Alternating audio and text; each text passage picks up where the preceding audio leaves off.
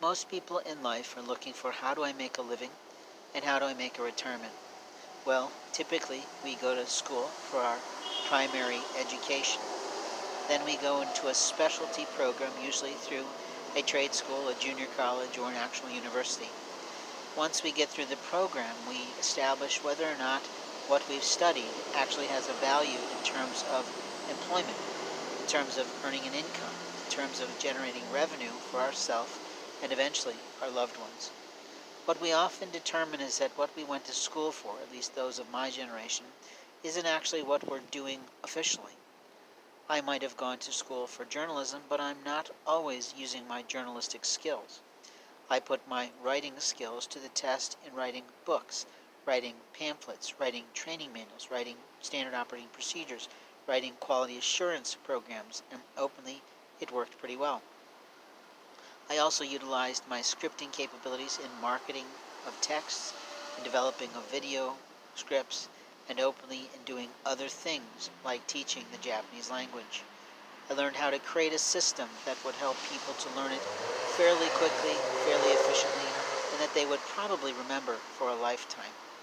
It's sort of important that we create simple programs for people and processes so that they know how to handle things. When my son went through challenges and difficulties, I would often have to reassure him in different ways. I would often say to him, I realize that right now you're not happy with me. But the truth is, in the future, you'll be fully responsible for what you say and literally what you do. And at that time, you'll be fully able to handle things.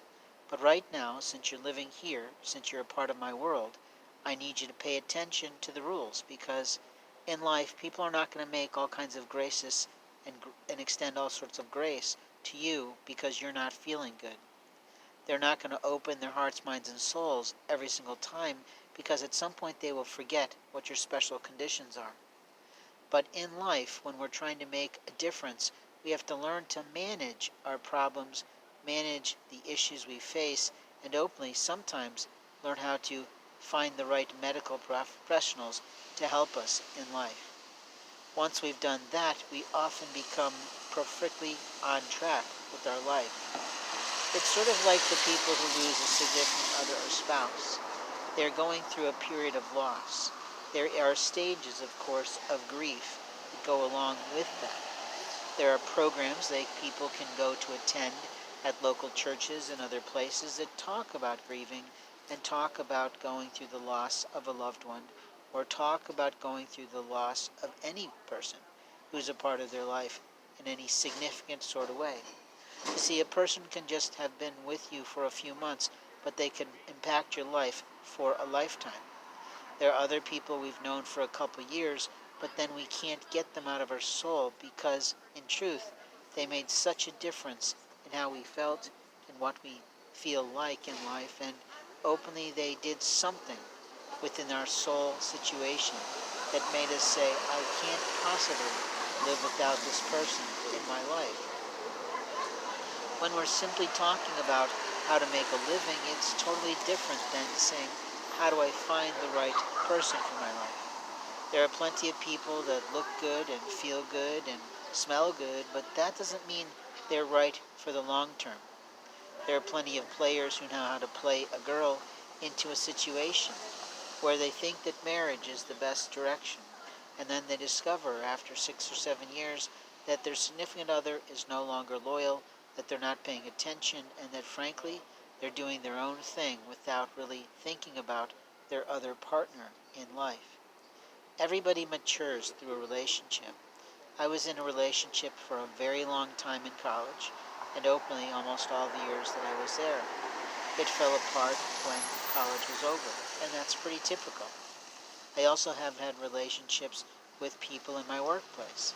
Those were fun and different, but always under the bounds of the truth that even though we were friends, if I was in a different department, or if I was a person who was slightly higher in supervisor role in terms of my label or title in the company, I had to be exceptionally careful in how I handled things. I sometimes got in trouble for just letting my mouth fly off without thinking about how it looked, how it felt, or what it would seem like to someone who was an underling, or what they might try and get away with to put on me because they just wanted to piss all over my life in some way. You see, people get uppity all the time. They don't think about how their uppityness impacts another human life. When a person complains, they need to complain to the person directly. They need to say, look, this is how I'm feeling. I don't get this. I want to talk this through, and I literally want to know what we're going to do to fix this so that we can go on in peace, harmony, love, etc. But a lot of people today don't do that. They don't have the maturity to do that.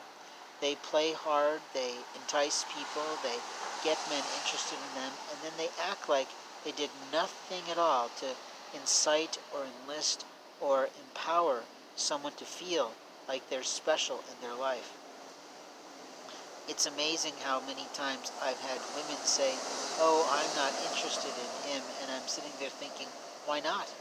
He's done practically everything you've asked for in life, in a spouse or a significant other or a boyfriend, and yet because of how he looks or because of how he seems or because of his predilection in life, you're not willing to give him half a chance.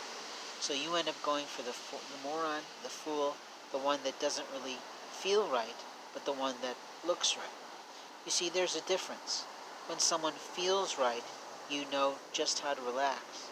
I went to visit a friend from my previous employer, which was a long time ago, and I hadn't seen her in, maybe 10 plus years. When I arrived at the door, she of course didn't recognize me at all, but the minute I told her who I was, she literally became who we were long ago. We just clicked. It was simple. It was easy. She let me use her bathroom so I could clean up, which I was grateful for. But openly, when I was trying to follow her to get a little help from her new husband for my vehicle, she turned me into a monkey's ass. And so I simply moved on. I didn't bother chasing after her. I just went on my way. The Lord said, enough, and I left.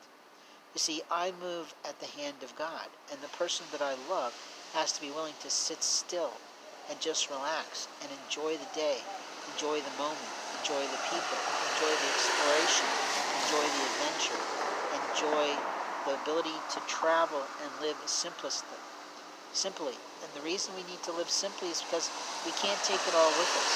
I've learned that pretty well. I had a beautiful collection of Japanese books, a beautiful collection of things that people lovingly gave me from my relationships abroad, and people stole them as if they had rights to do so. They violated my rights, they violated federal law, they violated the social mores of our world, they broke a contract, they dealt in lies and in literally videotape that didn't exist, and openly, I'm the one suffering for it. But in my life, I'm looking for a partner who knows how to just be okay with themselves, how to just relax, how to simply light someone up in terms of encouraging them, in terms of helping them move themselves forward, and literally be an educator, a trainer, a teacher for people. You see, in order for me to live out my destiny, I have to find the one that the Lord chose for my destiny.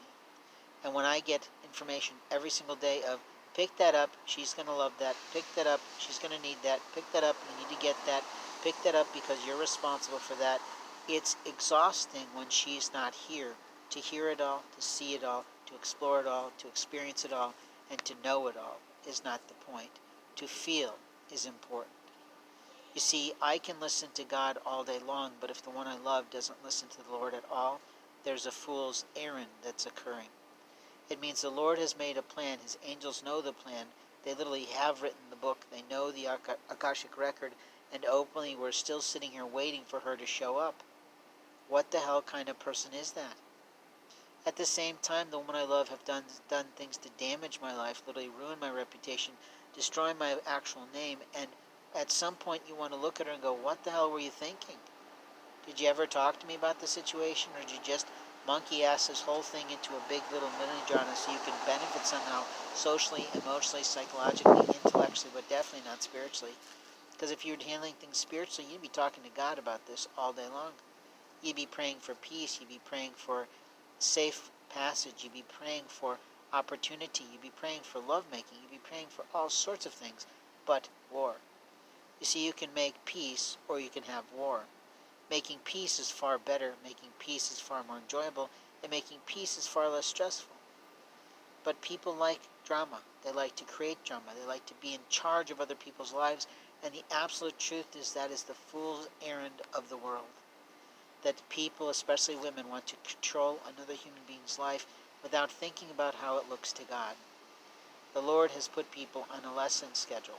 He knows every misstep we're going to make. He knows every second of the day what's going to happen next. And frankly, it's almost terrifying. I have seen it proven almost statistically to 100 percentile that God knows every single thing that goes on in the world, and where it is, what its value is, and openly, I have to entice myself to not get overwhelmed by the truth that the Lord knows every human soul. So if that's the case, then we have to be willing to say, okay, God, I'm listening. Okay, God, I'm willing to do it. Okay, God, I'm willing to be your hands. Okay, God, I'm willing to be your love liaison. And okay, God, I'm willing to show people how to feel happy in the Lord's house, how to feel content in times of struggle, and how to literally just get by is not the truth, how to make millions in the right partnership, the right love relationship, and the right team. You see, it's moments of time that make all the difference in the world for people. And when people fail others, they literally almost ruin themselves. Because the people around them don't know how to deal with it. Totally is not true. But the people around them aren't the people in the Lord's house. The people around them are not helping them to find and pursue the Lord. And the people around others don't always get that God governs all. In life, we have moments of time to make a difference for someone. If you've not made a difference for someone today, I encourage you to think about who can you make a difference for today and reach out and touch someone to help them. In life, we have moments of time to prove who we are in the house of God, and it's totally about how we treat other people, especially those who love us the most. In Jesus' name we go, I often say, but at the same time, we have responsibilities we have to tend to, but not all take out every single cent that we create. In life, we have moments of time to show others what we're about, to show people our profession, to show people our character, and sometimes we're left looking wanting. In life, we have moments of time to make a difference for other people. I encourage you this moment, at this time, to do so in your life, to expand your world, and openly to make sure you're honoring the Lord above. Thanks for listening.